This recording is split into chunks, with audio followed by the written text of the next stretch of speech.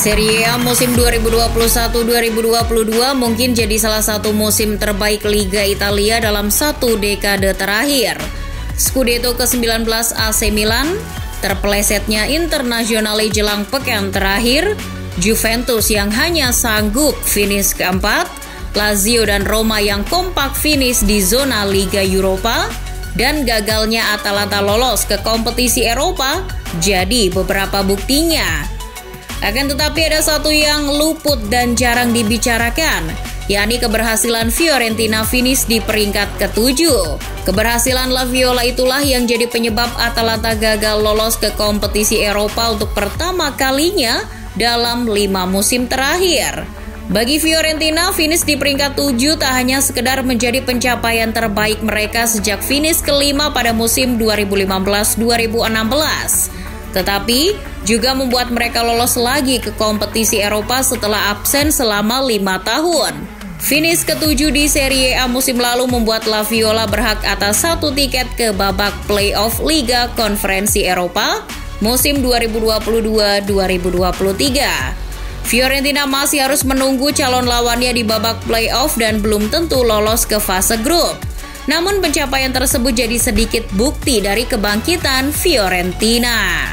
Sang allenatore Vincenzo Italiano adalah sosok yang bertanggung jawab atas kembalinya Fiorentina ke kompetisi Eropa. Italiano pula yang membuat La Viola kembali bertaji dengan gaya permainan menyerang yang patut diwaspadai oleh para lawannya. Vincenzo Italiano ditunjuk sebagai pelatih anyar Fiorentina di awal musim lalu. Penunjukannya sebagai pelatih La Viola diwarnai sedikit drama. Pasalnya, La Viola lebih dulu mengontrak Gennaro Gattuso sebagai manajer baru mereka di bulan Mei 2021.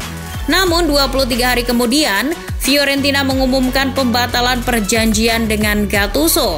Disinyalir ada ketegangan antara Gattuso dengan Presiden Rocco Commisso dan Direktur klub Giancarlo Antognoni terkait target dan budget transfer serta komisi agen. Proposal pemain yang diinginkan Gattuso dinilai terlalu mahal oleh manajemen La Viola pimpinan Rocco Commisso yang lebih ingin berinvestasi dengan pemain yang lebih murah. Pasca pembatalan itulah kemudian Fiorentina menunjuk Vincenzo Italiano sebagai allenatore anyar. Bersama La Viola, ia dikontrak dengan durasi 2 tahun hingga Juni 2023. Italiano sebenarnya bukanlah pelatih berprestasi. Mantan pemain Hellas Verona dan Chievo Verona ini sebelumnya juga hanya melatih tim-tim guram. Namun, sebelum bekerja untuk La Viola, Italiano melakukan sebuah pekerjaan hebat bersama Spezia. Italiano mulai menukangi Spezia di musim 2019-2020. Di musim pertamanya ia langsung membawa Spezia promosi ke Serie A untuk pertama kalinya dalam sejarah setelah menang atas Frosinone di babak playoff. Namun Italiano tidak bisa langsung mendampingi Spezia berlaga di Serie A. Pasalnya, saat membawa Aquiloti promosi, ia belum mengantongi lisensi UEFA Pro sebagai syarat melatih klub-klub Serie A. Beruntungnya pada September 2020, Vincenzo Italiano berhasil menyelesaikan tesisnya dan mendapat lisensi UEFA Pro tepat di awal musim 2020-2021. Dalam tesisnya, Italiano mengatakan kalau semua pemain yang ia latih adalah seorang pemimpin yang harus bertanggung jawab membangun permainan terlepas dari peran mereka di atas lapangan. Hal tersebut diimplementasikan dengan sempurna oleh Italiano ke dalam taktik dan filosofi permainannya. Mengusung formasi 4-3-3, filosofi yang dipegang teguh Italiano adalah sepak bola menyerang. Ya, meski menukangi tim kecil seperti Spezia yang dihuni pemain tidak terkenal, Italiano setia pada filosofi menyerangnya yang membuat anak asuhnya bermain dengan high pressing dan mampu mendikte permainan. Hasilnya Spezia berhasil bertahan di Serie A dengan finish di peringkat 15 dengan torehan 39 poin, hasil dari 9 kali menang dan 12 kali imbang. Di musim tersebut, Spezia memang tampil terengginas dengan total menghasilkan 52 gol dalam 38 pertandingan. Aquiloti juga sukses mencatat beberapa penampilan mengesankan, seperti mengalahkan Napoli 2-1 di Naples, menundukkan Milan 2-0 di kandang, menahan Internazionale 1-1 dan membantai Roma 3-0 di Coppa Italia. Catatan dan prestasi itulah yang kemudian membuat Fiorentina mantap mempekerjakan Vincenzo Italiano sebagai allenatore anyar mereka di musim panas kemarin. Singkat cerita, pelatih berusia 44 tahun itu kemudian sukses membuat permainan Fiorentina kembali bergairah dan enak ditonton dengan gaya main menyerangnya. Di bawah asuhan Italiano, Fiorentina berhasil meningkatkan agresivitasnya. Terbukti dengan jumlah gol dalam semusim yang meningkat dari 47 gol di musim 2021 menjadi 59 gol di musim 2022. Jumlah tersebut sebetulnya bisa saja meningkat andai saja mereka tak menjual Dusan Vlahovic ke Juventus. Sebab setelah sang bomber hengkang, pundi-pundi gol La Viola menurun. Dalam 16 pekan terakhir mereka hanya sanggup mencetak 18 gol. Terlepas dari itu, peningkatan performa yang terjadi di musim lalu telah mengindikasikan adanya perubahan positif yang dibawa Vincenzo Italiano. Selain lolos ke Liga Konferensi Eropa, Fiorentina juga mencatat beberapa kemenangan krusial di musim lalu, seperti mengalahkan AC Milan 4-3, menumbangkan Napoli 3-2, melumat AS Roma 2-0, mempermalukan Juventus 2-0. Italiano bisa membuat Fiorentina makin menakutkan. Penyebabnya adalah aktivitas Fiorentina di bursa transfer musim panas 2022. Beberapa sektor yang jadi kelemahan mereka di musim lalu berhasil ditambal. Di lini depan, Fiorentina punya striker anyar usai berhasil mendaratkan Luka Jovic dari Real Madrid.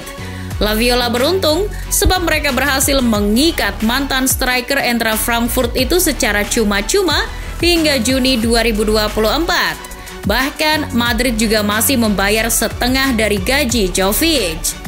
Sepeninggalan Dusan Vlahovic, Fiorentina sempat merekrut Arthur Cabral dan meminjam Krzysztof Piątek. Namun keduanya cuma mampu mencetak 8 gol, jauh dari catatan Vlahovic selama setengah musim yang mampu mencetak 20 gol.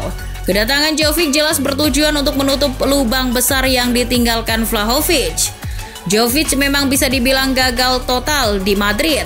Namun ia bisa jadi jawaban atas striker haus gol yang sangat dibutuhkan Fiorentina.